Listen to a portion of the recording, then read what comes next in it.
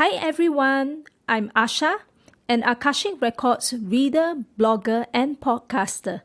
In this series, we will demystify the Akashic Records by bringing to you bite-sized contents on frequently asked questions relating to the Akashic Records. We will also explore topics relating to spirituality, as well as practical application, learnings, and reflections in the Akashic Records. My Akashic Masters are very excited to join us in this journey. We send much love, light, and blessings to all. Welcome to episode 11 of Case Study 2 of an Akashic Light reading and healing session. So today we will be sharing the story of another client on an anonymous basis to understand more in depth how an Akashic record session may unfold in reality. So we will explore what were the questions asked by the client, what were the messages received from her Akashic Masters, and what did we focus on for the healing segment. So let's begin. So let's call this client Alicia. Alicia came to me and asked several questions. Her first question were, what were her greatest fears and how to resolve? So when I tuned into her Akashic Masters, they shared that her greatest fears were 1. Her insecurities of not having enough, that's linked to poverty. And the second fear was chronic worrying of family members' health and condition. So on the point of poverty, because the client is financially secure right now at this stage of her life, she asked if it is linked to past life. So when I tuned into her Akashic Masters, I was shown an image of a person draped in black cape picking up coins on the street. So the black cape was a little torn and tattered. It came with the knowing that that person was Alicia in a past life. To release that memory or that imprint of that past life of poverty, Alicia has to accept that she has enough. And she doesn't need to worry in this lifetime over insufficient savings or investments because such fears in this lifetime were unfounded. On the second fear of chronic worrying of family members' health and condition, Alicia asked again if it is linked to past life. So Akashic Master showed me an image of a hospital bed with a patient and a doctor. And the master said that the patient could be Alicia herself or her other family members. So this fear came from cumulative experiences of Alicia having been hospitalized and also her family members being hospitalized and her witnessing the ordeal, whether in past lives and present lives. So to release that fear, Alicia needs to release and let go of any expectations, known or unknown, imposed on her family members. Alicia's second query was, what is her soul's purpose that is ready to be revealed at that moment? So Akashic Master showed me an image of a person wearing a lab coat, holding on to a glass with a small plant growing inside. The message received was for Alicia to use her scientifically curious mind to grow, cultivate, and explore the unknown. So jokingly, I asked client if she has green fingers, and Alicia, she said no, she doesn't have. She doesn't grow plants at all. So when I check in with her masters, they clarified that the plant represents all life forms. So this bit on soul's purpose triggered Alicia's curiosity because she has never imagined herself even venturing into this area. So it gave her something to consider in the days ahead. On Alicia's third query, she asked how she can work towards her soul's purpose. So her master suggested for her to first create a timetable to regulate her timing each day, and second, to manifest a new reality. So the masters would like to remind everyone of the power of co-creation. So sometimes when we tune in and ask our masters to channel what is our soul's purpose, It seems as if we are just somewhat expecting a model answer from them of what is aligned with our soul, as if they share that, it will magically happen to us and everything would unfold so naturally and so aligned to our highest good. It almost feels as if we don't have to do anything to work towards that. So masters remind us that it actually takes two hands to clap. While of course they're happy to reveal our soul's purpose, whether or not we make it happen in reality very much depends on us.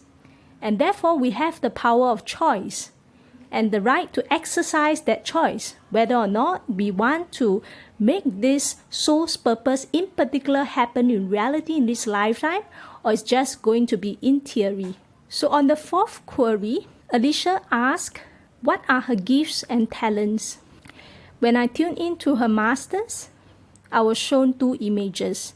The first image was a bronze urn or pot with a stake inside. It came with a knowing that it might be something to do with herbs, essential oils, and crystals. So Alicia resonated very much with the herbs, essential oils, and crystals because she has for the longest time been drawn to these separate tools out of curiosity and interest. But she has never imagined trying to combine all of them together as part of her soul's gift. So it was definitely something for her to consider if she would like to pursue it in this lifetime. The second gift and talent that she has that was revealed to us was an image of a sunflower in a green field with a bee in it. The message was for Alicia to share her positivity and abundance with others around. So when Alicia understood the message, she asked if the masters had any advice on what she should do to give back to society. And the message received from her masters was for Alicia to follow her heart, trust yourself, and there is no right or wrong decision. So Alicia shared with me after the session that she is currently in a parent support group for children with behavioral difficulties linked to medical condition. So she has been in that parent support group for quite a number of years, and because of the reading, she is considering whether or not to play a more active role volunteering in that support group to extend that love, support, and concern for other parents who are in similar circumstances as her. That means they also have children with behavioral difficulties stemming from medical condition, that perhaps she can extend her expertise and she can extend her experience with them to alleviate their fears. So Alicia asked for her fifth query, how she can help her son. So her son has a medical condition, as shared earlier, and the message received from her masters was for her to be patient and tolerant of him and his abilities, and that he too takes his time to grow in his divine timing. On Alicia's key lessons to learn from her relationship with her son, it is for her to extend divine love and acceptance of him and his abilities. On her son's key lesson to learn from the relationship, it is that unconditional giving is possible by mankind. As for Alicia's query of her past life with her son, her Akashic Master showed me an image of two Caucasians. Both of them were in ancient attire, and the hairstyle for the man is center parting with two blobs at the side.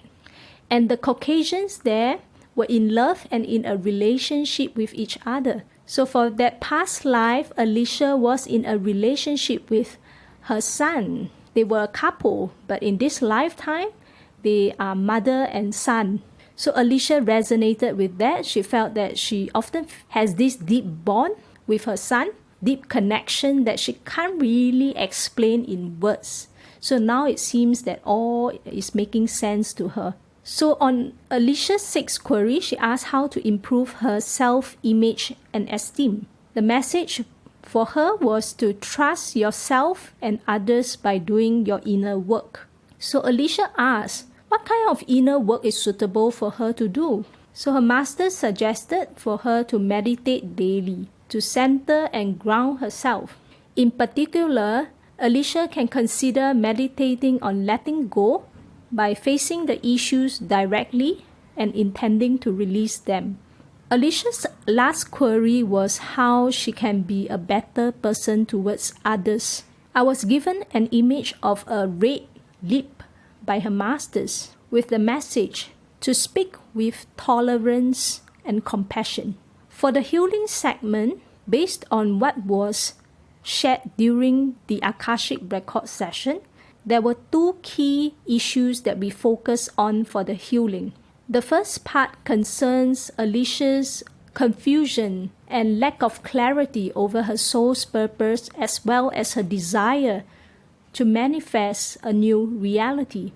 So for that, we ran Akashic Light Clearings and Activations, which are energetic commands, specifically on trusting herself, merging with her higher wisdom, allowing her to have a deeper layer of understanding of her soul's purpose as appropriate for her to know at this moment, allowing her to activate and draw out her divine gifts, which were given by the divine beings in a past life that stays with her, and also for her masters to assist her to supercharge her intent to manifest a new reality in the days ahead. The second issue she wanted healing on was with regard to her family and also her son. So for that, we ran healing to release family pains, bridging the duality between the heart and the mind, and also to draw out the compassion and universal love that she has from within. So the masters would like to remind us that we all have that divine spark within us. We are all ultimately children of God, or Source, or Universe. So let's not forget how infinitely precious, worthy, and beautiful we are. Thank you for tuning in to this podcast. If you would like to read about my dialogues and reflections with the Akashic Masters, you can visit my free blog at asha-akashicrecords.com. Till next time, take care.